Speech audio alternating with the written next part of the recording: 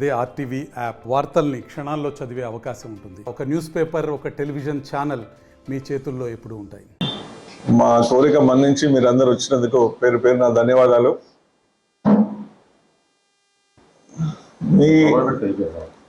మీ ద్వారా మీకు, ఎందుకంటే మా క్యాంపెయిన్ అంతా మీరు వెన్నుంటి మమ్మల్ని అడుగడుగున సపోర్ట్ చేస్తూ మా కవరేజ్ ప్రజలకి మీరు తీసుకెళ్ళినందుకు మీకు పేరు పేరున ధన్యవాదాలు. మీ కోఆపరేషన్ చాలా ఉంది కాబట్టి ఈ మాకున్న నైతిక విక్టరీలో మీరు కూడా భాగస్వాములని నేను అనుకుంటున్నా. ఇంత ఇందాక రంగాకిరణ్ గారు అన్నట్టు ప్రతి విలేజ్లో Bharatiya Janata party last house వరకు చేరగలిగింది. ప్రతి బూత్లో కూడా బీజేపీ ప్రజెన్స్ ఉంది, బీజేపీ ఓట్స్ వచ్చినాయి. మూడోసారి ప్రధానిగా నరేంద్ర మోడీ గారు అయి మా పార్టీ అందరూ గర్విస్తూ ఆనందిస్తున్న తరుణంలో ఇది కూడా ఖమ్మంలో 1,20,000 ఓట్లు వచ్చినాయని అందరికీ మమ్మల్ని అభినందిస్తున్నారు. మొన్న నేను స్వెరింగ్ ఇన్ సెరమనీ ఢిల్లీ పోయినప్పుడు కూడా అక్కడ కొంతమంది నార్త్ ఇండియా ఎంపీలు కూడా మీ ఖమ్మం గురించి మేము విన్నాము, మీ క్యాంపెయిన్ చాలా బాగుంది, మేము కూడా ఫాలో అవుతూ ఉండే, ఒక్కోసారి మీకు 1% నుండి 10% దాకా మీరు తీసుకెళ్ళగలిగారు. కాబట్టి మీకు, మీతో పాటు భారతీయ జనతా పార్టీ ప్రతి ఒక్కరికి వారు అభినందనలు తెలియజేశారు. మేము ఎంతైతే అంటే నేను స్వతహాగా కొన్ని ఓట్లు వస్తాయని నేను ఎక్స్పెక్ట్ చేశాను, కానీ ప్రజల తీర్పు మనం రెస్పెక్ట్ చేయాలి. అంటే అలా అంటూ కూడా అతి తక్కువ సమయంలో ఇంత ప్రజా ఆదరణ, ముఖ్యంగా కొత్తగూడెం ఆల్మోస్ట్ 30,000 ఓట్స్ వచ్చినాయి. దీనికి ప్రజలు భారతీయ జనతా పార్టీ ఇక్కడ కూడా వస్తుందనే సంకేతం ఇది. మేము ఏదైతే విజన్ డాక్యుమెంట్లో ప్రతి గ్రామం తిరిగి, ప్రతి మండలం తిరిగి మేము ఇక్కడ సమస్యలు ఏదైతే గుర్తించుకొని లాస్ట్ టైం మీ ప్రెస్ మీడియా ముఖంగా కూడా మేము విడుదల చేయడం జరిగింది.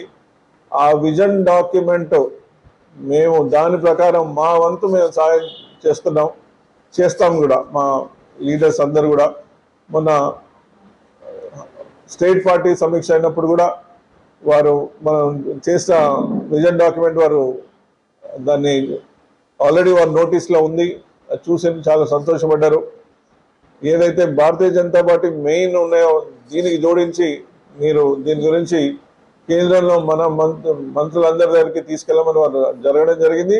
ఆల్రెడీ మేము ఆ ప్రాసెస్ స్టార్ట్ కూడా చేసినాం.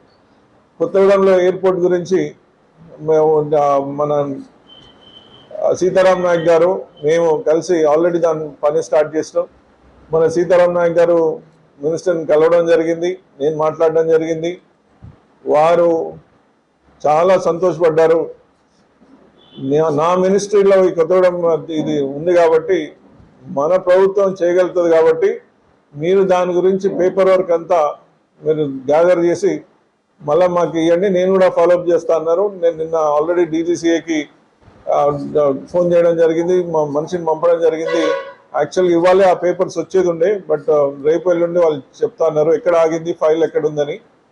మేము స్థానిక నాయకుల్ని, ఇక్కడ ప్రభుత్వాన్ని కోరుతున్నాం, మా వంతు ఏదన్నా మా వల్ల ఉంటే మేము 1 ఫోన్ కాల్ అవే, ఒక్క ఫోన్ చేస్తే మేము దీన్ని ముందుకు తీసుకెళ్ళడం జరుగుతుంది. ఎందుకంటే కొన్ని వారి వల్ల కావు, కొన్ని మన వల్ల కావు, కలిసి ఉంటే ఏదన్నా పనులు జరుగుతాయి. మా సైడ్ నుంచి మాత్రం నేను పర్సనల్గా కానీ మా భారతీయ జనతా పార్టీ తరఫున కానీ కేంద్ర ప్రభుత్వంలో మన కొత్తగూడెం కానీ ఖమ్మం నియోజకవర్గం ఏ పనులైనా సరే మేము మా వంతు చేయడానికి రెడీగా ఉన్నాం. అవసరమైతే కేంద్ర మంత్రుల దగ్గరికి నేను కూడా వస్తాను. మీరు ఎప్పుడు వెళ్ళినా నన్ను రమ్మంటే నేను కూడా వెళ్తా. వస్తా. మీరేమన్నా పేపర్స్ ఇస్తే నేను కూడా దాన్ని ఫాలోఅప్ చేయడం జరుగుతుంది. ఎందుకంటే మన అందరం కూడా ప్రజా సేవకే ఉన్నాం కాబట్టి, పార్టీలు వేరే అయినా లక్ష్యం ఒకటే కాబట్టి మా సైడ్ నుంచి మేము సంపూర్ణంగా మద్దతు ఇస్తున్నాం. వీలైతే ఎయిర్పోర్ట్ అది ఇక్కడ స్థానిక ఎమ్మెల్యే గారితో మనకి కలిసి కలెక్టర్ గారిని కూడా కలుస్తాం, దాని గురించి ముందుకెళ్తాం. అదేవిధంగా ఎంఎన్డిసి దాని దృష్ట్యా కూడా పేపర్ వర్క్ స్టార్ట్ అయింది. అలానే కొవ్వూరు రైల్వే స్టేషన్ దాని గురించి కూడా మేము దాని పేపర్ వర్క్ స్టార్ట్ చేస్తున్నాం. భద్రాచలం టెంపుల్ గురించి మాకు విజన్ డాక్యుమెంట్లో కానీ మాకున్న దాంట్లో కానీ స్పిరిచువల్ కారిడార్ గురించి ఆల్రెడీ నడ్డా గారు చెప్పడం జరిగింది. వారు కూడా అప్పుడు స్పందించారు. ఇప్పుడు నెక్స్ట్ 1-2 monthsలో ఢిల్లీలో నేను ప్రస్తావించిన ప్రతి దాని గురించి ఒక ఫైల్ తయారు చేస్తాం.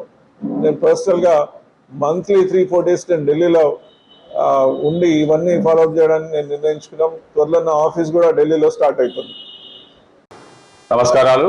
ప్రింట్ అండ్ ఎలక్ట్రానిక్ మీడియా సోదరులందరూ కూడా సకాలంలో హాజరైనందుకు వారికి ధన్యవాదాలు తెలియజేస్తూ, ఈరోజు మీతో ప్రెస్ మీట్ ముఖాముఖి కలవటంలో ముఖ్య ఉద్దేశం మే 13వ తారీఖు జరిగినటువంటి సార్వత్రిక ఎన్నికల్లో భారతీయ జనతా పార్టీని భారతదేశం మొత్తం ఎలా ఆదరించిందో ఆ రకంగానే ఖమ్మం పార్లమెంటు అలాగే మహబూబాబాద్ పార్లమెంటు 2 చోట్ల కూడా గతంలో కంటే భిన్నమైనటువంటి వాతావరణంలో ఎన్నికలు జరిగినప్పటికీ కూడా అత్యధికంగా భారతీయ జనతా పార్టీని ఆదరించి ఈ జిల్లాలో భారతీయ జనతా పార్టీ లేదు అనుకునేటువంటి వాతావరణం నుంచి, లేదు పార్టీ ఉంది, ఇక్కడ కార్యకర్తలు ఉన్నారు, నాయకులు ఉన్నారు, వారితో పాటుగా ప్రజలందరూ కూడా వారి యొక్క అభిమానాన్ని భారతీయ జనతా పార్టీ పంచినటువంటి విధానం మనం మొన్న ఎన్నికల్లో చూడటం జరిగింది.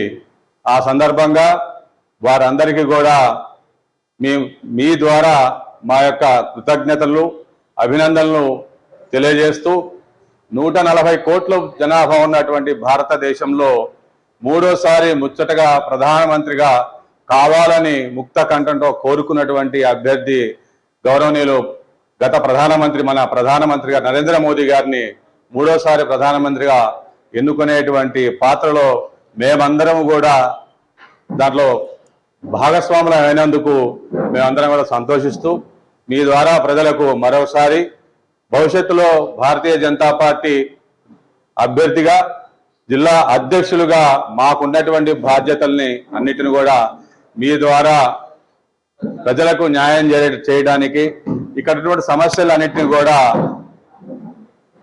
కేంద్ర ప్రభుత్వంలో ఉన్నటువంటి భారతీయ జనతా పార్టీ అధ్యక్షుడు కేంద్ర ప్రభుత్వానికి, అలాగే రాష్ట్రంలో ఉన్నటువంటి కాంగ్రెస్ పార్టీ వారు వచ్చి 8 నెలలు అయిన సందర్భంగా ఇంకొక 2-3 నెలలు అయితే తప్ప వారు చేసేటువంటి కార్యక్రమాలకు ప్రజల్లో ఏ రకమైనటువంటి అభిప్రాయం ఉందో దాన్ని మేము ఎలుగెత్తి చెప్పడానికి ముందస్తు ప్రణాళికలో భాగంగానే మనకు వచ్చే 4 నెలల్లో ఉన్నటువంటి సర్పంచ్ ఎన్నికలు, అలాగే మున్సిపాలిటీ ఎన్నికలు, అలాగే జెడ్పీటీసీ ఎంపీటీసీ ఈ ఎన్నికలు అన్నిట్లో కూడా భారతీయ జనతా పార్టీ తనదైనటువంటి శైలిలో ప్రయాణం చేస్తూ భారతీయ జనతా పార్టీ కార్యకర్తలు నాయకులుగా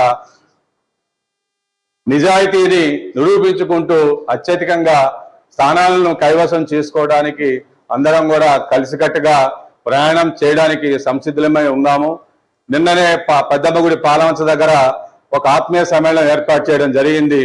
ఇది కూడా చాలా సుహృదమైన వాతావరణంలో కాన్స్టిట్యుయెన్సీ నుంచి 60-70 మంది వస్తారేమో అనుకున్న క్రమంలో 100 పైచిలకు దాటి 600 మంది పైన కార్యకర్తలు నాయకులు అందరూ ఒకే వేదిక మీద కూర్చొని వారి యొక్క సంపూర్ణ సంతోషాన్ని భారతీయ జనతా పార్టీ అందు ప్రజలు చూపించినటువంటి ఆదరాభిమానులు అందరినీ కూడా వారు కలుసుకుంటూ ఆ కార్యక్రమం పాల్గొన్నారు. భవిష్యత్తులో కూడా ఇలాంటి కార్యక్రమాలు భారతీయ జనతా పార్టీలో ఎటువంటి భేషజాలు లేకుండా పార్టీ అభివృద్ధి ధ్యేయంగా పనిచేయడానికి అందరం సంసిద్ధులుగా ఉన్నాము అనేది మీ ద్వారా తెలియజేస్తూ, మరిన్ని వీడియోస్ కోసం ఛానల్ ని సబ్స్క్రైబ్ చేయండి, లేటెస్ట్ అప్డేట్స్ కోసం వాట్సాప్ ఛానల్ ని ఫాలో చేయండి అండ్ లింక్ డిస్క్రిప్షన్ లో ఉంది.